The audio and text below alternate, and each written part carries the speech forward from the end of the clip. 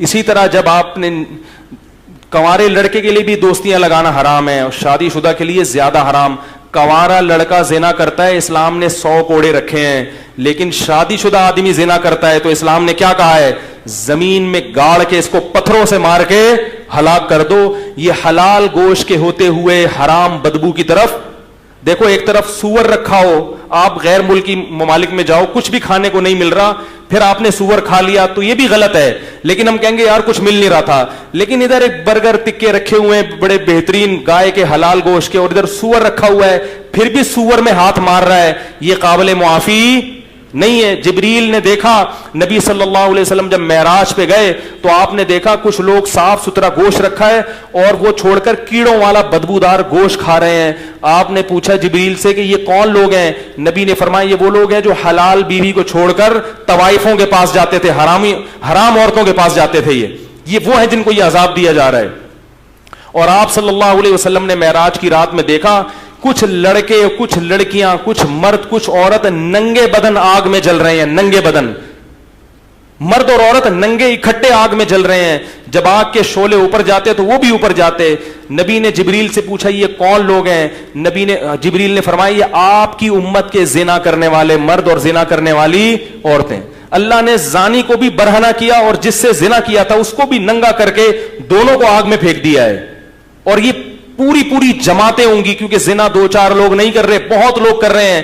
اللہ کی آگ ٹھنڈی نہیں ہے میرے بھائی, اللہ کے لیے اتنی بڑی آگ بھڑکانا کوئی مشکل نہیں ہے. لَأَمْلَأَنَّ جَهَنَّمَ مِنَ الْجِنَّةِ وَالنَّاسِ أَجْمَعِينَ. اللہ نے کہہ دیا میں جہنم کو انسان اور جنات سے بھر دوں گا, تو انہی لوگوں سے جہنم بھرے گی. زانی پہ ترس مت کھایا کرو, زانی اللہ کی نظر میں مبغوض ہے, قابل رحم نہیں ہے. اگر زانی پر اللہ کو ترس آتا تو اللہ زانی کو دنیا میں پتھروں سے مار کے ہلاک کرنے کا حکم نہ دیتے. اس سے بڑی سزا کوئی ہو نہیں سکتی. جس جرم پہ پتھر سے مار کے ہلاک کرنا اللہ نے رکھا ہو, اس جرم کو معاشرے میں پروموٹ کیا جا رہا ہے, اس جرم کو میں لوگ مبتلا ہو رہے ہیں, اس کو برا نہیں سمجھ رہے, تو بخشش نہیں ہوگی اگر ان حرام کاریوں سے توبہ نہیں کی. یہ ربیع الاول کے جلسے یا محرم کی مجلسیں یا کونڈے اور جو ہے نا دیگیں, یہ جب تک آپ اللہ کے نبی کو اور اللہ کے دین کو فالو نہیں کرو گے, یہ دیگیں آپ کو نہیں بخشوا سکتی.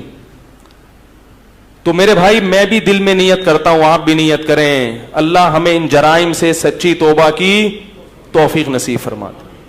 کوشش کرو گے نہیں؟ اب موبائل میں جتنی لڑکیوں کے نمبر ہیں نا, غفار بھائی, وسیم بھائی, ستار بھائی کے نام سے, سب کیا کر دو, ڈیلیٹ مار دو.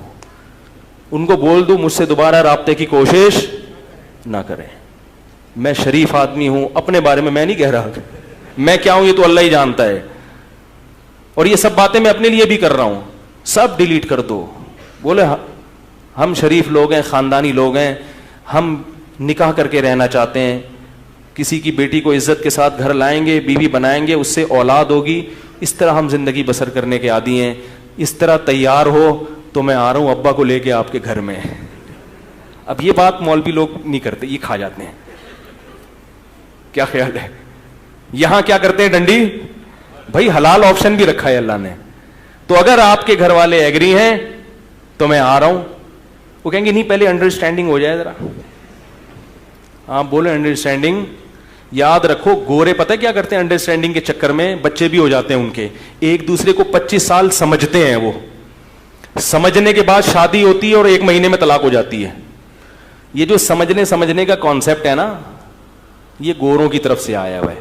اپنے باپ دادا کو دیکھو, کبھی نہ دلہن کو دیکھا ہوتا نا, دلہن نے دولہا کو ابا اما پکڑ کے شادی کر دیتے تھے اور بڑی زندگی کامیاب. میں نہیں کہہ رہا کہ آپ تحقیق نہ کریں, لیکن سمجھنے کی بھی کچھ حدود ہوتی ہیں. 3 دن لگا لیے سمجھنے میں, بس ٹھیک ہے. 3 دن سے زیادہ بولو بھائی, یہ پھر سمجھنا نہیں ہے, پھر یہ چسکے لینے والی بات ہے. یعلم خائنۃ الاعین وما تخفی الصدور. اللہ سینوں کے بھیدوں کو بھی جانتا ہے اور آنکھوں کی خیانت کو بھی جانتا ہے. اللہ جانتے ہیں کون سمجھنے کے لیے بات کر رہا ہے اور کون چسکے لینے کے لیے بات کر رہا ہے. اللہ سب جانتے ہیں. تو دوستیاں مت لگاؤ. ولا متخذی اخدان, قرآن صاف کہہ رہا ہے کہ تمہیں دوستیاں لگانے کی اجازت نہیں ہے.